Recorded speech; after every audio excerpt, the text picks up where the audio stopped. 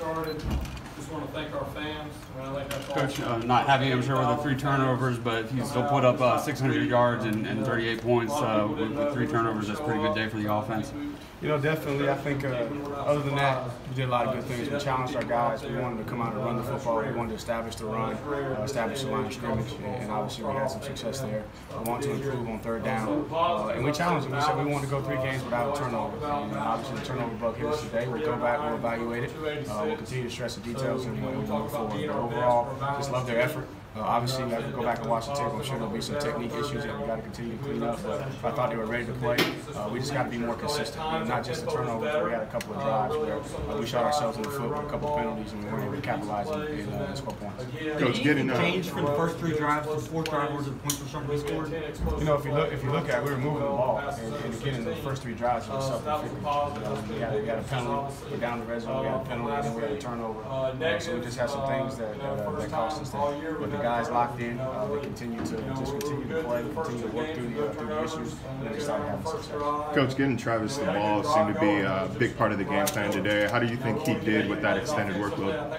You know, just to see his average, obviously you're going to say he did pretty good. But I watched the film and see overall how he played. But all the backs, you know, we wanted to make sure that we came out of this game, you know, making an emphasis to establish the run. And so we knew that it wasn't just going to be Travis; it was going to be all those guys touching the ball. We wanted to see a consistent group. We wanted to see guys run with desperation, run hard when your number was called, and go get us ahead of the chains. I think the previous week we put ourselves in too many 3rd and longs. If we could establish the run and stay ahead of the chains, stay on schedule, then we've been able to open up some of the play action passes, and that's what happened in the game, minus the turnovers. What makes Travis so special when he has the ball in his hand? You know, he's just a very natural back. He has great vision. He anticipates well. He's got great acceleration, and he runs violent. You know, for a guy that's only about 205 pounds, I mean, he runs a lot stronger, very strong in the lower body, so he's able to run through tackles. How would you assess the O-line play this week? I know you mentioned something after the game last week. Was it better or worse? You know, you're obviously going to say right now that you came out, you rushed for 300, we had 1 sack, and that was a situation where Kelly just tried to extend the play. If he gets rid of that ball, you come out of the game with 300 yards or 300 yards rushing, and then you don't have a sack. But the biggest thing I think that's going to dampen the day is it just took us too many downs on the goal line. You know, it took us 4 downs to get it in. But overall, I mean, you don't have the offensive performance, the yards, the performance on 3rd down without consistent play up front. Can you tell us anything about Kelly? Was it a concussion they were looking at? You know, from what I was told was a chest bruise, but I'll let Coach Sweeney give you guys a further update. Coach, good to see Adam Choice get some redemption with the touchdown after the fumble he popped up. You know, no question. It's a tough position because if you put one on the ground, you don't have time to go in the tank. And really proud of him, and that's just a testament to his character. He's been around for a long time, and you know he's fighting for every rep, just like the other backs are fighting for every rep. And for him to finish that way, I think that's just a good example for not just himself but for everybody else on the team. It's the next play. You know, you're going to have a bad play. Nobody's going to be perfect. You know, when I grade them, I don't expect them to grade 100%. You're going to have a winning performance, so you're going to have a bad play or two, but you can't let a bad play beat you twice, and that's what he's able to overcome.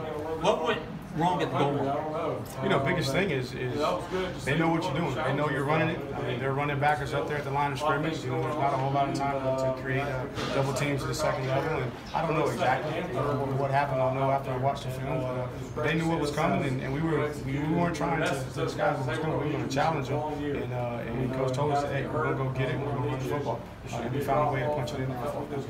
Do you feel like the tempo was a little bit better today? You know, we had 77 plays, and we had 3 turnovers. So if you just did straight math and take those 3 turnovers away, you have 9 more plays, you're hitting that 87, 86 range, and you feel really good about it. But I thought the tempo, showed late in the game by the way that we were able to run the football consistently, and then find some big explosive runs there late in the game. Joe, you said earlier today he runs violent for a guy that's about 205. Where do you think that comes from? Why is it so difficult to bring him down on first contact?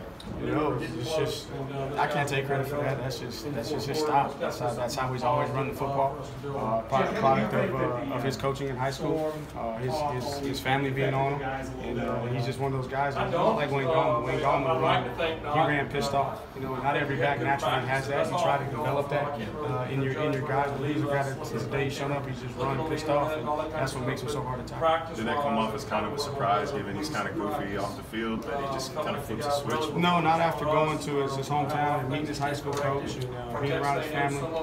They're not going to give him nothing. So you're going to earn to play in an option offense where he's going to be fed the ball. He's going to be expected to make plays. So it wasn't a surprise. And we just got to continue to push them. And that's the biggest thing with guys like that is you got to continue to push them because again their body takes the wear and tear. But you got to say, hey, you can't change who you are if you want to be successful. Coach, 14 different players got a ball today. How important is that to have a game like this? Just be able to spread around and let a lot of guys touch the ball. No question. I think we're at our best when we're spreading the field. We're throwing it down the field. We're throwing it horizontal. It was good to see the screen game. We threw some balls out there. Pitch and catch was